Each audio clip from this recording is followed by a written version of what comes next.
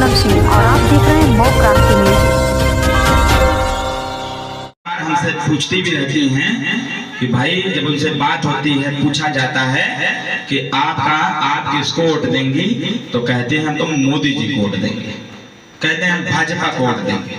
जब उनसे पूछिए कि निशान कौन सा है, तो कहते हैं कि कमल का फूल है। और साथियों, मैं इस बात को बड़े अदब के साथ कहना चाहूंगा कि इस बार चुनाव निशान कमल का फूल नहीं, बल्कि चुनाव निशान कमल के फूल के स्थान पर छड़ी का निशान है। इसी छड़ी का बटन दबा करके आज से आग्रह है कि अधिक से अधिक इस छड़ी का बटन दबा करके भारी से भारी मतों से इस बूथ को जिताने का काम करिएगा। इन्हीं चंद शब्दों के साथ अगर किसी को कोई समस्या हो, किसी प्रकार की कोई बात हो, तो वो हमारे रसोड़ा कार्यालय जरूर आ सकता है और आकर के अपनी समस्या बताने का भी काम करें, जिससे कि आपकी समस्याओं का हम लोग समाधान करने का काम करें। बहुत बहुत धन्यवाद। जय श्री राम, जय सुहेलदेव। सत्या भाई इधर आ जा। सत्या भाई यहाँ आपके घर के हम बेटे हैं और बहुत नॉर्मल तरीके से मैं रहता भी, मन में बहुत कुछ करने का एक जुनून सवार है। बस आप सबके आशीर्वाद की आवश्यकता है। अभी रिंकू भाई ने कहा कि स्वर्गीय कल्पनाथ राय जी के बाद कहीं न कहीं ये घोसी लोकसभा विकास कार्य में बहुत पीछे छूट गया है। यहाँ जो वरिष्ठ जन हैं, अगर आप कार्यों का आकलन करेंगे, कल्पनाथ राय जी के कार्य और उसके बाद जितने सांसद हुए उनके कार्यों का आकलन करेंगे, तो आप ये पाएंगे कि जो विकास की रफ्तार थी स्वर्गीय कल्पनाथ राय जी के कार्यकाल में, कहीं न कहीं वो विकास की रफ्तार धीमी पड़ गई थी। और उसी रफ्तार को और तेज करने के लिए और विकास की गारंटी तय करने के लिए हम सब लोगों ने कमर कसा हुआ है कि आने वाले 1 तारीख को चुनाव निशान छड़ी पर बटन दबा करके 4 तारीख को जब परिणाम आएगा, तो इस घोसी लोकसभा के सदस्य विधानसभा के हर एक समर्थक, हर कार्यकर्ता के चेहरे पर मुस्कान। हम छोटी छोटी समस्याओं का समाधान करना चाहते हैं।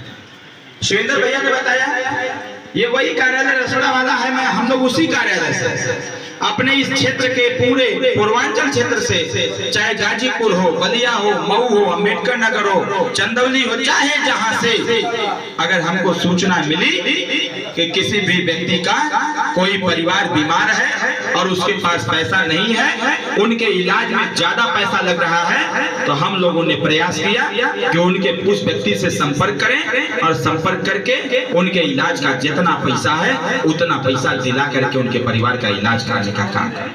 साथियों, मैं आग्रह करूंगा आप सब लोगों से, ये तो चुनाव 1 तारीख को खत्म हो जाएगा।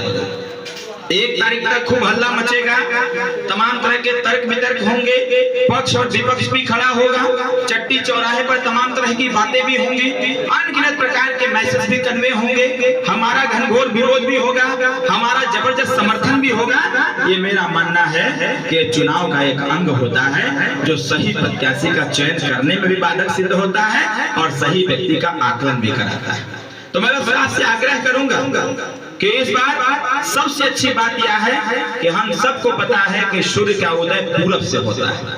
ये तो पता है ना कि सूर्य का जब नमस्कार करते हैं तो पूरब दिशा में हम लोग खड़े होकर के करते हैं कि सूर्य का उदय पूरब से होता है। तो इस बार इस घोसी लोकसभा के विकास का उदय भी इसी पूरब से होगा और इसी पूरब से उदय करा करके पूरे घोसी लोकसभा का सर्वांगीण विकास कराया जाएगा, ताकि कोई भी व्यक्ति अगर पीड़ित और परेशान रहे तो उन सभी लोगों का हम सब लोग मिल करके मदद कर सकें और उनकी रक्षा सुरक्षा कर सकें।